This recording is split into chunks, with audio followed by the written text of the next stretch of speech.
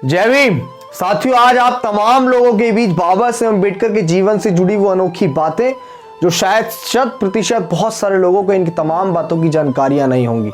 मैं कुछ बातें आपके बीच लेके आया हूं। मैं समझता हूं कि ये तमाम चीजें शायद आपके लिए बहुत लाभदायक और जानकारी देने वाली अनोखी बातें होंगी। सबसे पहली बात यह कि बाबा साहेब अम्बेडकर करीब 9 भाषाओं के ज्ञाता थे। यह अपने आप में एक बहुत बड़ी बात है। और सबसे बड़ी बात यह कि बाबा साहेब अम्बेडकर ने 9 भाषाओं के ज्ञाता होने के साथ साथ करीब 21 वर्ष तक सभी धर्मों का अध्ययन किया था।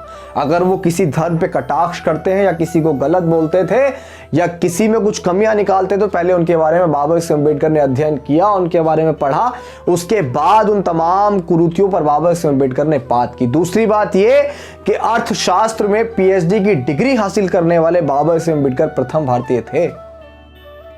वो भी उस दौर में ये काम अपने आप में बहुत ही अभूतपूर्व है, क्योंकि जिस समय किसी एक जाति या किसी एक विशेष वर्ग के लिए पढ़ पाना और स्कूल के दरवाजों तक पहुंचना बहुत मुश्किल था, तो बाबा साहेब अम्बेडकर ने विदेश जाकर अर्थशास्त्र में पीएचडी की डिग्री हासिल की और वो ये काम करने वाले, ये इतिहास रचने वाले प्रथम भारतीय थे।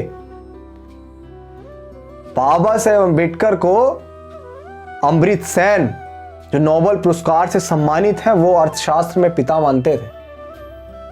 आप समझ रहे, कुछ टंटपुंजिये लोग जिन्हें शिक्षा का महत्व नहीं पता है, जिन्होंने खुद भी शिक्षा ग्रहण नहीं की है, वो अनपढ़ लोग आज बाबा साहेब अम्बेडकर की तरफ कमियां निकालते हैं, जिन्होंने 32 डिग्रियां हासिल की थी। साथियों,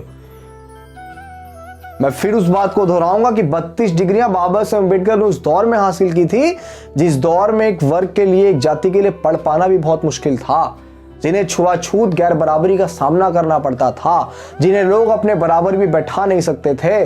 बाबा साहेब अपने संघर्ष से विदेश तक पहुंचे और 32 डिग्रियां हासिल की।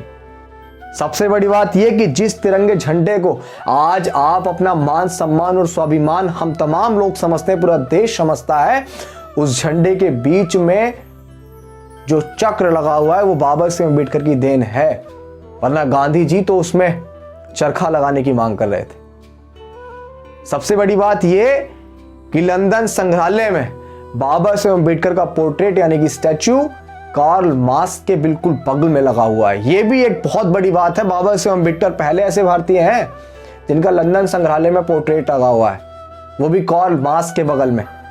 और सबसे बड़ी बात यह कि बाबा से मैं ये सारी बातें इसलिए कह रहा हूं, आप लोगों के बीच इसलिए समझा रहा हूं कि बहुत सारे लोग बाबा साहेब अम्बेडकर के अंदर कमियां निकालते हैं। उन्होंने इस देश को बहुत कुछ दिया। जो लोग ये कहते हैं कि बाबा साहेब अम्बेडकर ने सिर्फ विशेष जाति या विशेष वर्ग के लिए काम किया है, उनके लिए मैं ये बात बता दूं, ये भी बहुत रोचक बात है कि आज इस देश में जो मजदूरों को, एम्प्लॉयज जो किसी भी कंपनी या कहीं भी काम करते हैं, उन्हें जो 7 से 8 घंटे का समय काम करने का जो निर्धारित हुआ है, वो भी देन बाबा साहेब अम्बेडकर की थी, वरना उन्हें तो 12 से 14 घंटे काम करना पड़ता था। अगर आज 8 घंटे काम करने का जो अवसर मिला, जो अधिकार मिला, वो देन भी बाबा साहेब अम्बेडकर की है।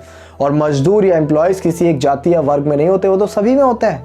तो बाबा साहेब अम्बेडकर ने किसी एक जाति के लिए काम नहीं किया, उन्होंने इस देश में जातिगत भेदभाव जो होता था उसके खिलाफ काम किया। जो इस देश में समानता नहीं थी उसके खिलाफ काम किया, समानता लाना चाहते थे। ये कुछ जानकारियां मैं आपके बीच लेके आया। मैं समझता हूं कि ये जानकारियां आपके लिए लाभदायक होंगी।